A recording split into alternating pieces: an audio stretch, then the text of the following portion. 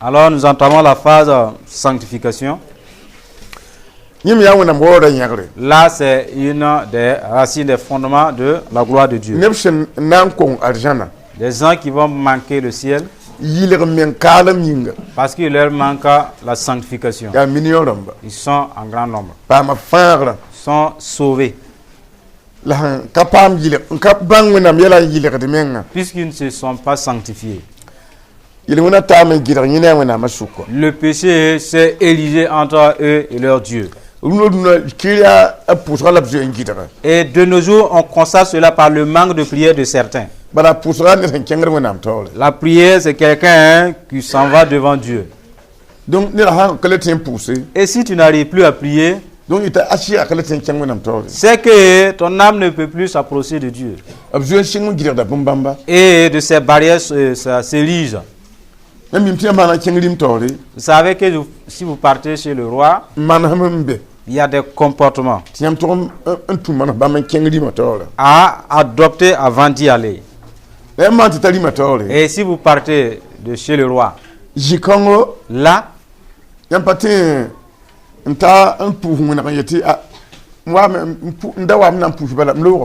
ne pouvez pas d'un coup de main vous dites au roi, c'était juste pour te saluer, je m'en vais. Donc, tu devrais prendre un peu plus de temps. Mais si le péché s'installe,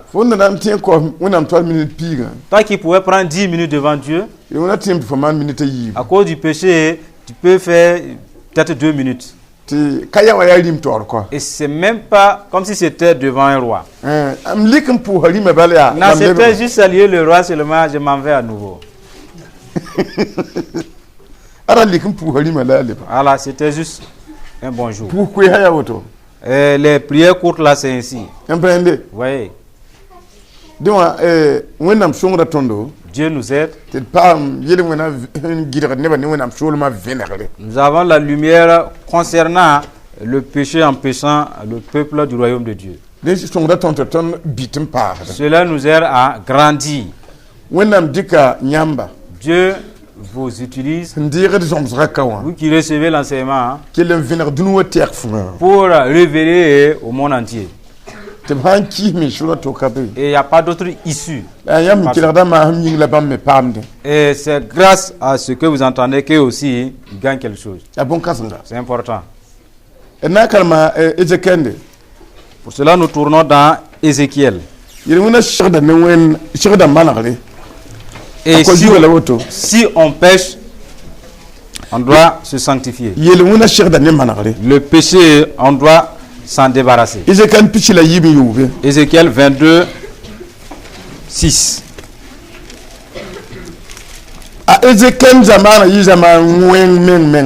La génération d'Ézéchiel était une génération méchante.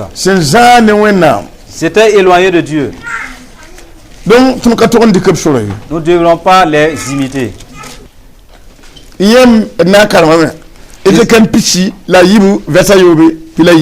Ézéchiel 22, 6 à 12. Si vous y êtes, nous allons le lire. Nous allons le lire.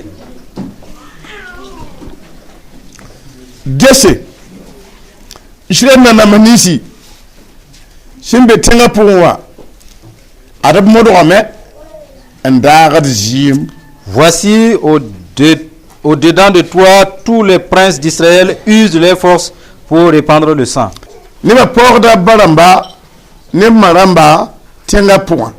Au-dedans de toi, l'on méprise père et mère.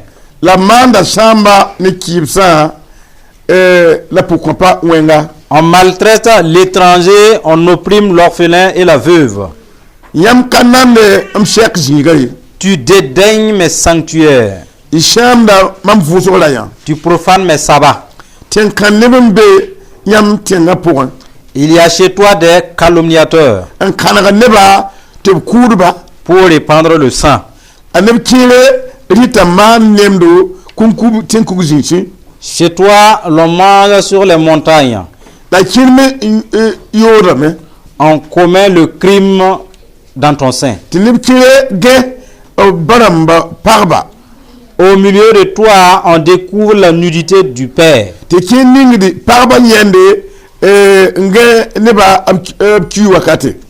Au milieu de toi, on fait violence à la femme pendant son impureté.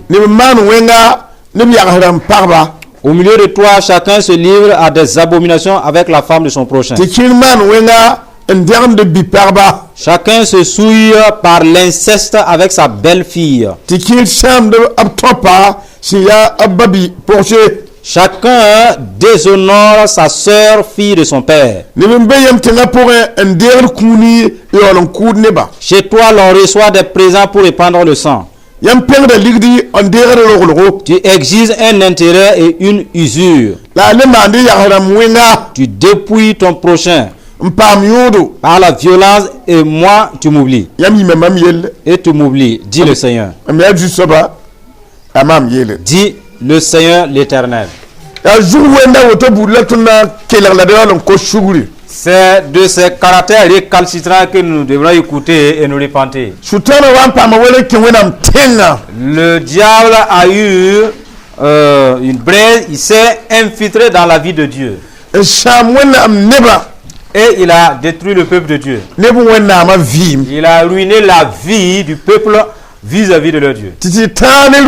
Et jusqu'à présent, le diable fait de ces ruses pour s'infiltrer dans les églises. Et il enfouit ses caractères, ses comportements des gens. Parce que c'est une ancienne mauvaise voie. Et Dieu l'a fait transcrire.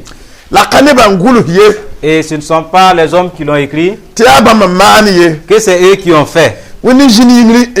C'est depuis le ciel que Dieu a vu et il a instruit à Ézéchiel, écris ce que je vais te dire. Parce que vous avez regardé les actes des gens. Tu ne peux pas commettre ça et dire ça de toi-même que c'est toi qui l'as fait. Et bien puisque je suis au ciel et que je vois, écoute-moi et écris, aie confiance en moi, c'est ainsi. Et Dieu a dit, je vais parler des princes. Les princes dans la ville. Ils font tout pour répandre le sang. Parce qu'il y a de ces rois, de ces personnalités. S'ils ont beaucoup d'adversaires ou d'ennemis, ou bien quelqu'un guette à leur place, ils vont tout faire. En fait, ils les éliminent froidement. Et le sang se répand.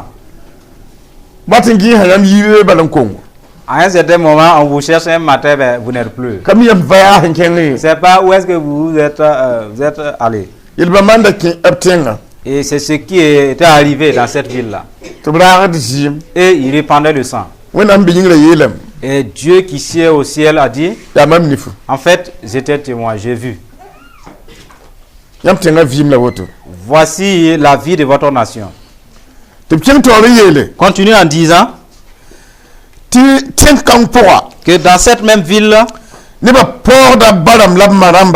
les gens méprisent père et mère. Dans la ville. Il a vu les personnalités versant le sang.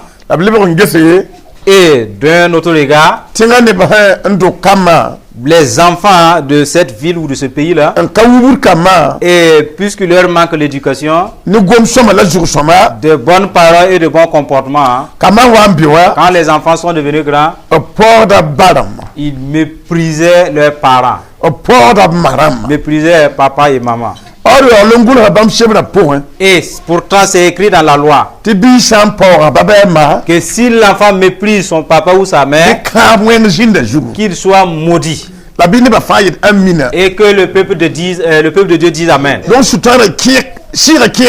L'Esprit de Dieu s'est emparé des enfants, méprise leurs parents. pour que la malédiction les emporte.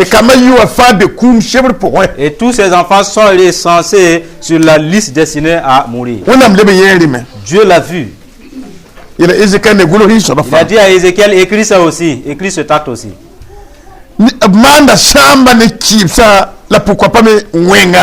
Et il maltraite l'étranger, on opprime l'orphelin et la veuve. Si quelqu'un meurt, il laisse sa femme et puis ses enfants, on n'a pas pitié de ces gens-là. Et ils font du tort, ils pillent les orphelins et les veuves.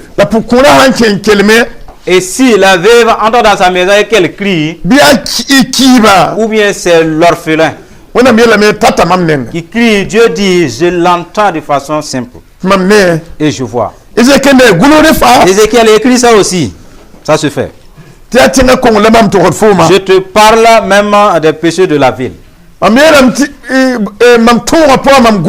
J'ai dit, dans ma loi, c'est écrit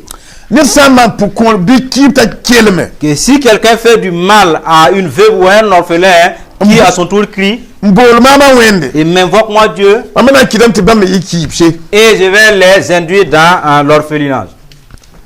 Donc, le diable a fait de telle sorte que les lois de Dieu soient piétinées. À un certain moment, il marchait, mais il y avait la mort. Vous voyez? C'est vraiment désolant. C'est une génération qui s'était éloignée de l'écoute de la parole de Dieu. Et Dieu dit tout cela, ce sont des offenses. Et ça ne veut pas dire qu'après ils se repentent. Ils continuent de faire le mal simplement. Dieu continue pour dire d'autres comportements malsains dans mon sanctuaire. Il méprise mon sanctuaire. Et qui partent au temple. Le lieu là, c'est comme si c'était un magasin. Il méprise, dédaigne le lieu. C'est même pas comme si je venais dans mon sanctuaire. Dieu a dit à Ézéchiel, écris ça aussi. Voyez, c'est une voie à ne pas emprunter. La parole de Dieu pousse encore plus en disant, il profane le jour du repos. Le jour du repos là, c'est un jour où je dois faire soit un voyage ou bien relever mon mur. Et le jour du repos, je pars ouvrir ma boutique. Il profane le sabbat. Et Dieu dit à Ézéchiel, écris ça aussi. C'est vraiment attristant. Hein? Et il montre à Ézéchiel des calomniateurs se trouvent dans cette ville-là. Ils calomnient les gens hein, dans le but de répandre le sang. Calomnier veut dire c'est comme quelqu'un qui est plus fort que toi. On peut rapporter de toi à celui-là qui est plus fort que toi. Eh bien, puisqu'il est plus fort, il te tue. C'est ce qui se faisait au milieu d'eux. Et si c'est dans le cadre même de l'église, il y a toujours la calomnie. Et le corps physique ne meurt pas. C'est l'âme qui s'éteint. Exemple, vous êtes une soeur, vous n'avez rien fait. Alors on a menti sur vous, on vous a calomnié. Que vous avez dit à quelqu'un qu'il est ceci ou cela. Et puisque ça a été une calomnie, en toute sincérité, vous n'avez pas ouvert la bouche. Et vous avez appris. Et vous savez l'auteur même de ces propos. Et c'est un frère qui est allé rapporter. Et en entendant cela, Votre cœur change de place. Et vous changez de visage. Et c'est la haine qui s'installe envers celui-là qui allait rapporter ces propos-là. Et puisque vous êtes emporté, je vais vous dire, le cœur de l'homme c'est comme une moto. Et les motos, les forces diffèrent. Il y a de ces gens, dès que le cœur démarre, il dit, il faut que je lui demande ça. Il y a des gens qui ont ce cœur-là. D'autres disent, je vais faire semblant de ne rien entendre. Mais là, je ne suis pas d'accord. Il n'y a pas ce jour-là où je pourrais m'entendre avec lui là. Un second type de cœur. En ce moment, puisque tu as érigé la haine, et la parole dit, si tu hais ton frère, tu es un meurtrier. En fait, celui qui t'a calomnié, t'a tué, tu ne l'aimes plus. Tu l'as haï. Vous voyez? Et ça existe de nos jours. Des gens tuent des frères par leur simple témoignage. Vous voyez? Tu n'as rien fait, on vient dire que c'est toi. Et beaucoup de nos églises, des gens tombent de la sorte. Et celui qui a été calomnié, à moins qu'il y ait de vrais consolateurs, pour qu'il ait de la tempérance ou de la patience envers celui qui l'a calomnié, et de l'amour envers lui, je vous dis que c'est difficile. Vous voyez? Écoutez bien. Si vous y êtes déjà, autant pardonner à celui-là qui est allé vous mentir, qui vous a calomnié. Sinon, il vous a tué, il vous a mis au garage. En fait, il a blessé votre amour. Vous voyez? Et si l'amour s'éteint, c'est pas que c'est un frère qui t'a fait. Non. Pourquoi tu permets que ton amour s'éteigne? Parce qu'un frère en Christ a calomnié. Grandissez. Sinon, il y a d'autres qui n'en ont pas, mais ça vient, ça peut arriver. Si ils vous font mourir votre amour, Dieu va vous juger. Et si tu n'as plus d'amour, tu ne peux plus faire preuve d'amour, acte d'amour. En ce moment, tu as autre chose. Vous voyez? Nous qui sommes ensemble, il y a eu des calomnies avant nous. Et même de nos jours, présentement, ça existe. Si vous n'êtes pas mûr, vous mourrez. Concernant dans le cadre de l'amour, c'est un commandement qui nous est adressé. Prenons garde. Et il continue en nous disant que on mange des viandes sacrifiées sur les autels, les montagnes. Vous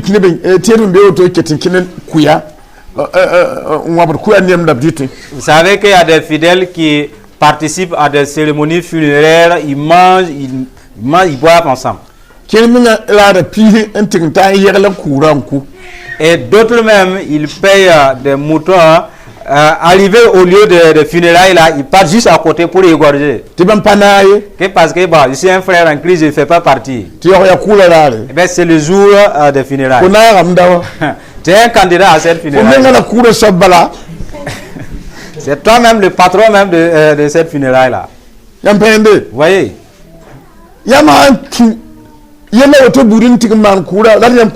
Si jamais vous avez pris part à de telles actions ou à de telles cérémonies, repentez-vous. C'est pas l'auteur, celui qui allait faire, toi-même qui est un accompagnant là. Est-ce qu'on se comprend?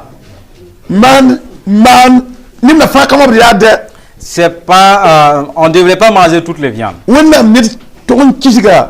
Le peuple de Dieu devrait écarter les viandes sacrifiées.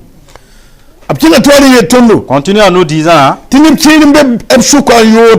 a certains qui commettent le crime. Vous voyez? Et d'autres découvrent la nudité de leur père.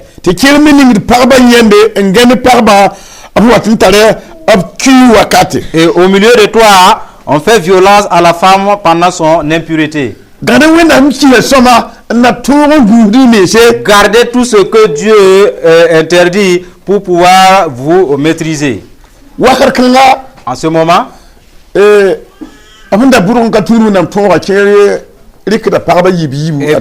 puisqu'il s'était écarté de la loi de Dieu, certains prenaient 2 femmes, 3 femmes. Et puisque la première femme a eu des fils déjà qui sont grands, ses fils aînés entrent avec les concubines de son père. C'était le plan du diable. Vous voyez? Et d'autres aussi ont mis au monde des jeunes. Et puisque les jeunes sont devenus grands, et ils prennent des jeunes filles en mariage. Le beau-père, le papa du garçon voit que non, la femme de son fils là, elle me plaît. Parce que la belle-fille, c'est une demoiselle d'abord. Et la maman du garçon est une vieille dame.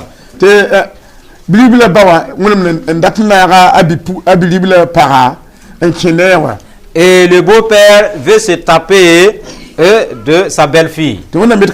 Dieu dit ce n'est pas normal. Et c'est ce que Dieu lui-même a vu. Ézéchiel écrit ça. Voyez une génération dépravée. Voyez, c'est vraiment grave. Une femme a commis cela. Et elle est allée avec son beau-père, le papa de son mari. Et ça a été jusqu'à 14 fois, jusqu'à finir tomber enceinte. Avant qu'elle commence à éprouver d'affliction. Elle veut se tuer. Vous voyez? C'est un interdit, c'est de l'inceste. Nous qui sommes les gens de la dernière génération ou de la nouvelle génération, si on n'est pas éduqué ou averti, nous allons nous écarter de la bonne voie. C'est une nouvelle génération, c'est vrai, mais la loi existe toujours. D'autres font violence aux femmes. Et pendant ces menstrues, on couche avec elle. Et Dieu l'avait pourtant écrit. Quand une femme est indisposée, son mari ne devrait ni voir ni en savoir. Donc,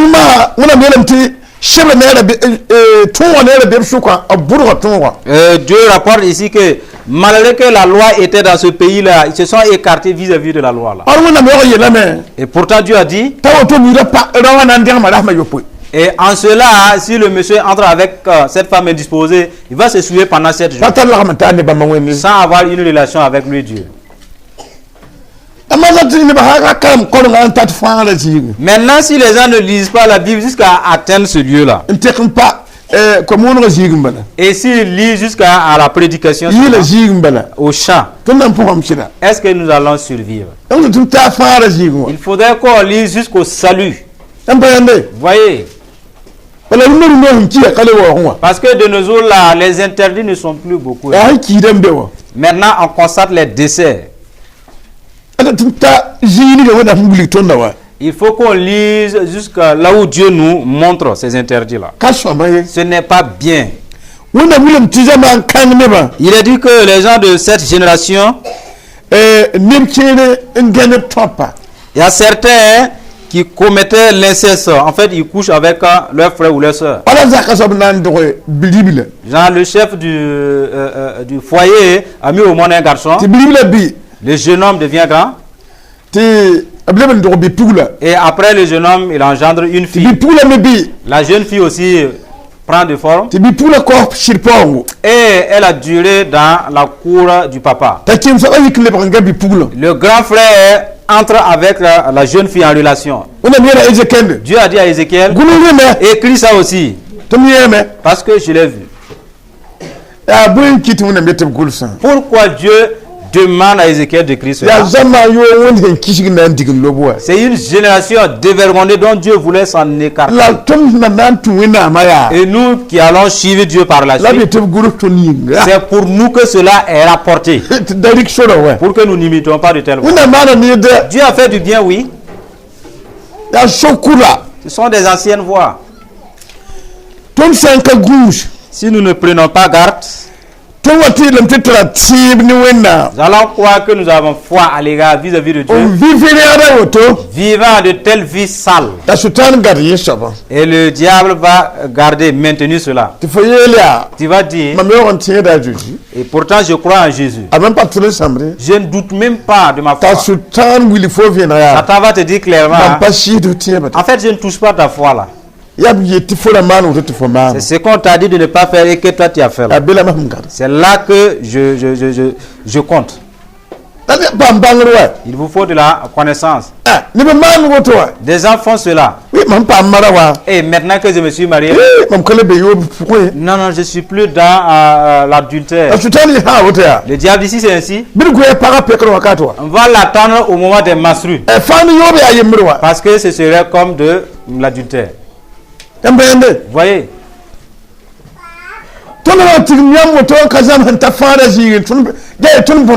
Et si on vous rassemble de la sorte et qu'on ne vous enseigne pas jusqu'au salut, en fait c'est du tort qu'on vous fait. Le jour du jugement, vous allez dire que ce sont les prédicateurs qui vous ont fait, qui vous ont causé de tels torts. Pourquoi vous ne lisez pas tout et vous lisez à moitié? Nous allons tout dire. Sachez que si on aime quelqu'un, on lui dit les 1000 vérités. Parce que c'est là l'origine de la vie. Ou bien? Voilà Dieu. Cela va aider beaucoup. Et tu reconnaîtras que je m'en vais en enfer à cause de mes œuvres souillées et impures. Continue en disant, c'est toi, on reçoit des présents pour répandre le sang. Pouvez-vous poser la question? Même prendre les biens de quelqu'un et puis le tuer, ça existe. Certains par emprunter 1 million. Tu dis, je vais faire preuve de miséricorde, je vais te donner. Il prend les 1 million et part investir dans son commerce et la faillite frappe à la porte. Il est tenu de rembourser les 1 million là. Il voit, il ne pourrait pas remettre cette somme. Il prend le restant de l'argent pour faire des fétiches. Pour que son créancier là meure. Et pour cela c'est fini. Voyez. D'autres font cela. Le restant de l'argent là va tuer le propriétaire même de l'argent, celui qui a emprunté.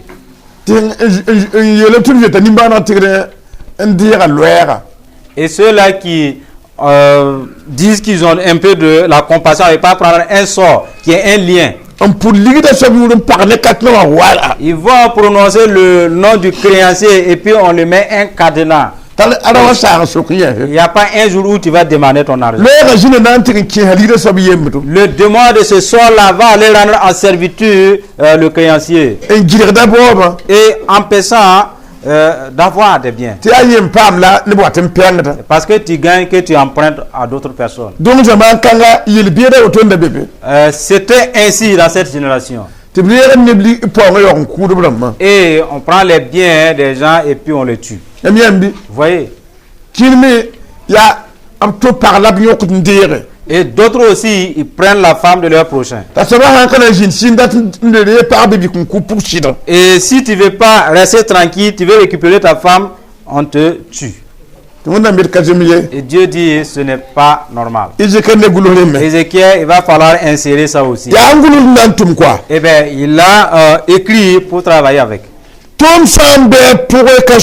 Si nous y sommes, ce n'est pas bien. Il a dit qu'il y avait de ces gens aussi, ils empruntent avec et ils exigent un intérêt. Si on te tend 5 000, tu enverras 6 000. Et Dieu dit,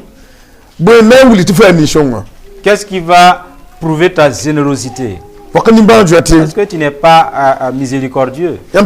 Voyez, si vous êtes dans le commerce, pensez à ça. Et cherchez un peu de sagesse pour vous. Il y a des gens qui font du tort aux voisins pour amasser des gains. Voyez, j'ai appris que mon voisin veut cela. Je vais me tâcher de l'aider parce que c'est du voisinage. Et tu veux faire du mal, la violence. Tu veux un gain, tu veux le défier. Ça existait. Et la parole de Dieu réprime cela. Ne fais pas du mal à ton voisin. Et si tu cries depuis chez toi, tu serais le premier à escalader la muraille si ce n'est ton prochain là. Et tu lui fais du mal. Dieu dit cela n'est pas bien. Ne fais pas du tort au prochain. Il y a de ces gens aussi, de nos jours là. Ils ne parlent même plus, ils ne s'adressent plus à leurs voisins. La parole de Dieu condamne cela. Parce que vous êtes l'un pour l'autre. Vous m'oubliez.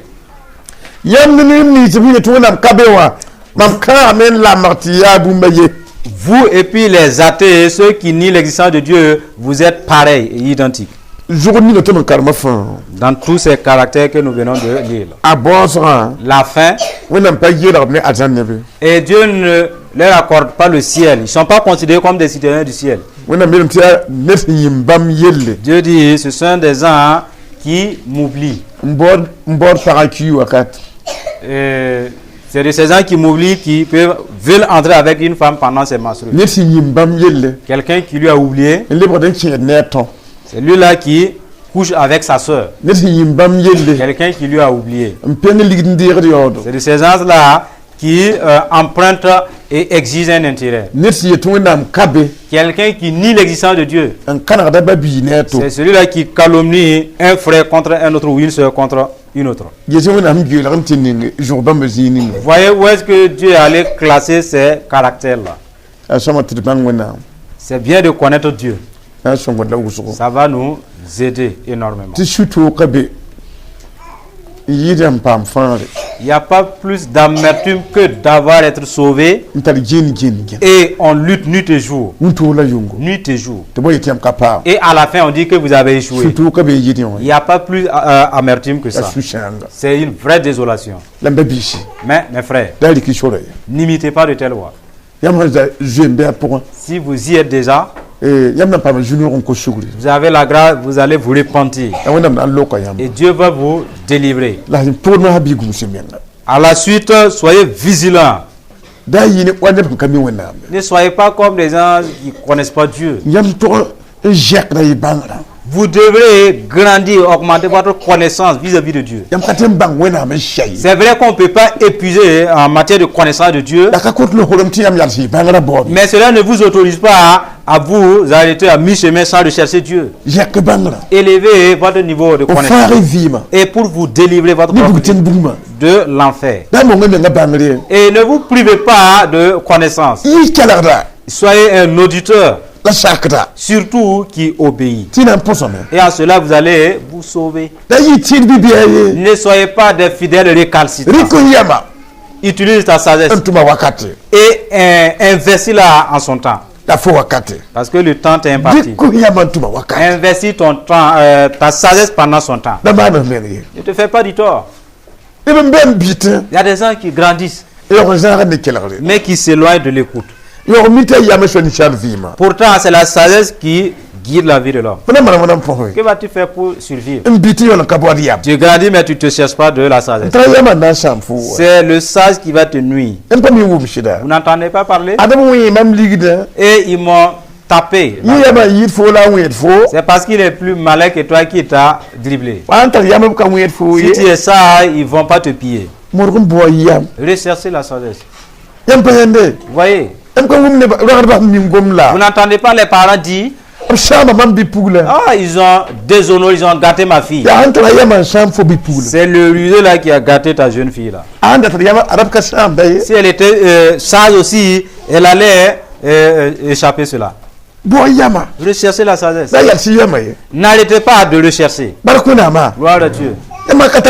S'il vous manque la sagesse et vous êtes grand, c'est le sage là qui va vous terrasser. Et c'est très difficile de se relever. Gloire à Dieu. Alors nous arrêter là. Chacun connaissant là où tu as fauté, demande pardon à Dieu. Vous entendez? C'est Jésus qui a ordonné. Le disciple n'est pas plus grand que le maître. Et le disciple se doit d'apprendre. Il doit étudier et pouvoir être comme son maître. Et si le maître constate que dans la marche, il a imposé et il veut vous détourner, vous vendre, et puisque vous êtes comme le maître, vous n'allez pas permettre qu'on vous vende. Parce que vous n'êtes pas une boîte de conserve ou de lait. Ou bien? Et si vous n'avez pas assez de connaissances, le temple devient comme une boutique. Vous êtes des articles, des sardines, des boîtes de Nescafé et du lait. Il y a combien d'églises de nos jours où les cotisations spéciales ne finissent pas? Arrivé, il te faut diviser l'argent en 4 groupes. Il y a la dîme. Ça, c'est un peu obligé. Les offrandes. Il vous faut prélever ça. Est-ce que tu es content de ma prédication? Il te faut cotiser. Vous devrez faire ça. Obligé, hein? Il y a l'argent de leçon dedans. L'argent de la jarre. Vous voyez?